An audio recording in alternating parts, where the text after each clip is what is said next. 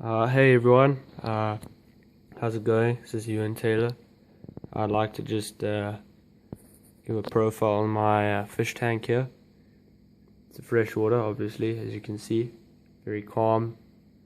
I didn't go for.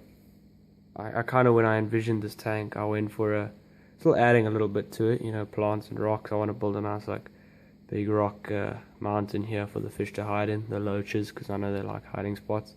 Right now they just use the lily pads, you can see up there.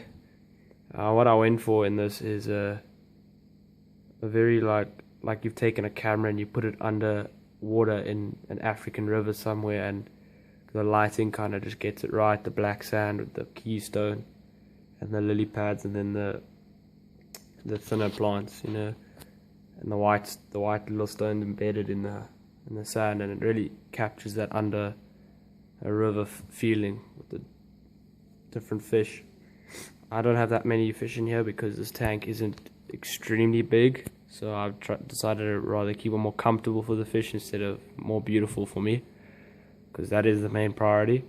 I've got 3 Comet Goldfish in there, and 2 females, 3 males, and the 2 females are actually common goldfish, and then the comets are the males. They bred about a month ago, so raising the fry as well. Don't know where I'm gonna have a spare tank for them. I'll probably sell them back to the fish store that I got my goldies at, because I'm working in partnership with them. And what's really interesting about my fish tank is I haven't changed this water in about 6 months now, half a year, and it's been like I was always up to do it. I always used to do it when I had plastic plants and normal gravel. I used to do a gravel vacuum and change the water every week. But with this, I do biology, so I took some of my biology knowledge and applied it to my fish tank, and I think I've sort of created a surviving ecosystem on its own. The only thing I really do to this tank, the only thing is I clean the filter, and it's filter there at the back, and I put a different tube on it, so instead of spraying a really fast current, it just sort of trickles water into it, and still breaks the water for oxygen. So, but it's very strange because I bought these lilies, as you can see, 1, 2, 3. I've got 3 of them. They were about half the height of the tank, so about there. If I cut them, they were about there when I got them, and I got them 3 months ago, and they have just shot. Like, if you can see, they are now like their roots are hanging, they are covering the top of the water. This one's just getting to the top of the water. They are actually going mad, and my fish, in fact, I've never seen them happier in my life. And I got these 3 clown loaches actually about a week ago. They are relatively small. They're still babies, about maybe 1 year to 6 months to 1 year. I know they grow like up to 1 foot, much bigger. So when they get too big for this tank, I'll make a plan for them.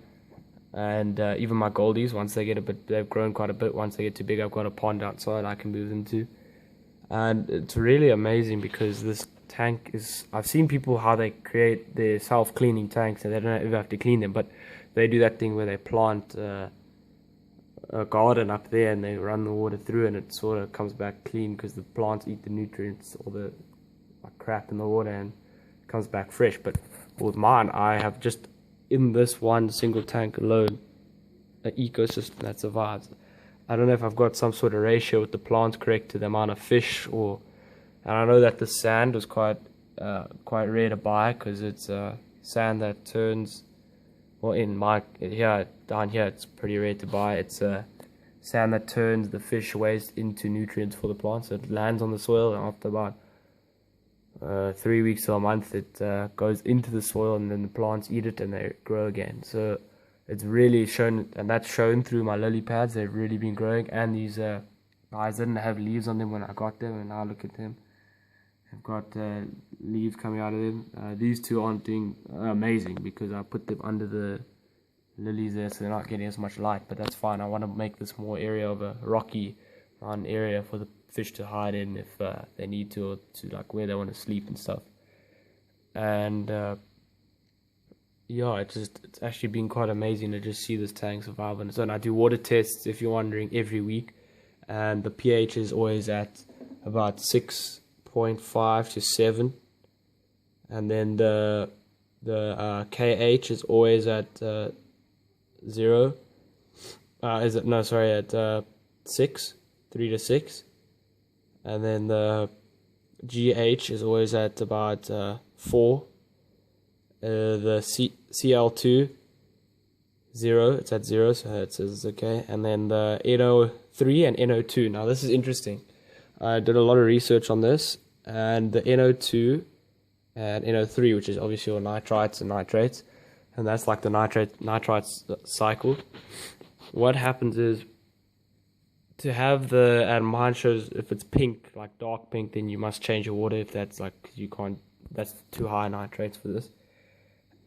Mine goes about light pink, and I decided to leave it that way because the plants eat nitrates, as you know. It's a part of their nutrient cycle, so it's sort of, and the fish aren't affected at all. They're healthy as ever, growing, eating, playing. I mean, the loaches get along with my goldfish. They've actually started schooling with them. It's quite amazing.